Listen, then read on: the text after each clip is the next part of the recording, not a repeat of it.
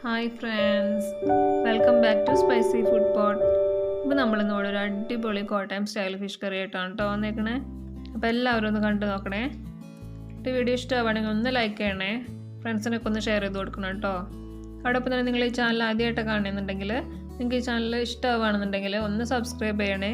Subscribe ചെയ്യുമ്പോൾ തൊട്ടപ്പുറത്ത് തന്നെ ഒരു ബെല്ലൈക്കൺ വരും, അതും കൂടി ഒന്ന് എനേബിൾ ചെയ്ത് കൊടുക്കണം കേട്ടോ. എന്നാലാണ് ഞങ്ങളിടുന്ന ഓരോ വീഡിയോസും നിങ്ങൾക്ക് മിസ് ചെയ്യാണ്ട് കാണാൻ പറ്റുള്ളൂ.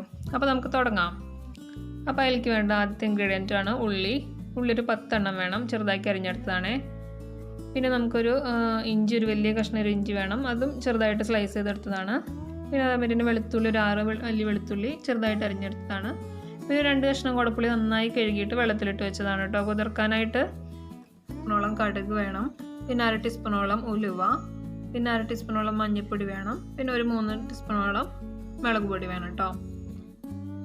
പിന്നെ ഒരു 3 പച്ചമുളകും വേപ്പിലയും. പിന്നെ നമ്മുടെ മെയിനായിട്ടുള്ള ഇൻഗ്രീഡിയൻറ്റ് മീനാണ്. മീനോട് ഞാനൊരു 1/2 കിലോ മീനാണ് കേട്ടോ എടുത്തേക്കണേ. അപ്പോൾ നമുക്ക് അതിനായിട്ട് മൺചട്ടി അടുപ്പത്ത് വയ്ക്കാം.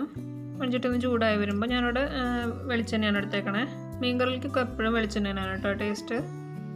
അപ്പോൾ ഒന്ന് ചൂടായി വരുമ്പോൾ നമുക്ക് എടുത്ത് വെച്ചേക്കണം കടുകും, പിന്നെ 1/2 ടീസ്പൂണോളം ഉലുവ ഇട്ട് പൊട്ടിച്ച് കൊടുക്കാം കേട്ടോ.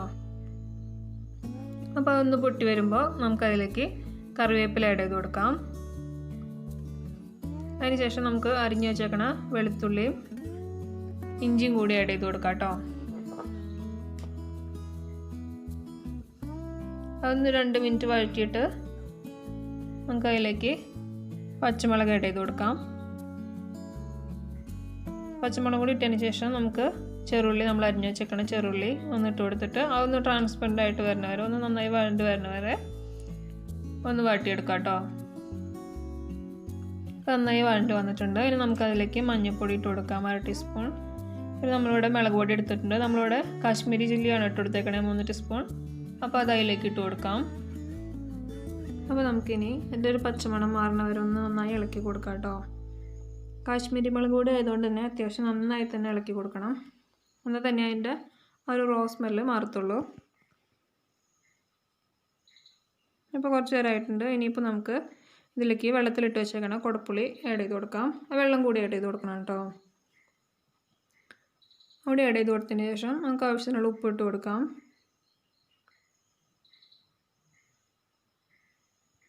ഉപ്പും കൂടി ഇട്ട് കൊടുത്തിട്ട് നമുക്കിത് കുറച്ച് നേരം ഒന്ന് തിളച്ച് നന്നായി എണ്ണ തെളിഞ്ഞ് വരുന്നവരെ ഒന്ന് വെയിറ്റ് ചെയ്യണം കേട്ടോ. ഇപ്പോൾ നമ്മുടെ നന്നായി എണ്ണയൊക്കെ തെളിഞ്ഞ് വന്നിട്ടുണ്ട്. ഇനി നമുക്കിതിലേക്ക് മീൻ കറിക്ക് ആവശ്യത്തിനുള്ള വെള്ളം ഒഴിച്ച് കൊടുക്കാം. ഞാനിവിടെ 2 കപ്പ് വെള്ളം ഒഴിച്ച് കൊടുക്കുന്നുണ്ട് കേട്ടോ. അത് നന്നായി തിളച്ച് വരട്ടെ.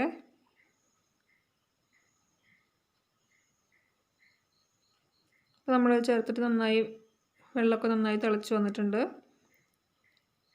ഇനി നമുക്കിതിലേക്ക് എടുത്ത് വെച്ചേക്കണം മീനിട്ട് കൊടുക്കാം കേട്ടോ.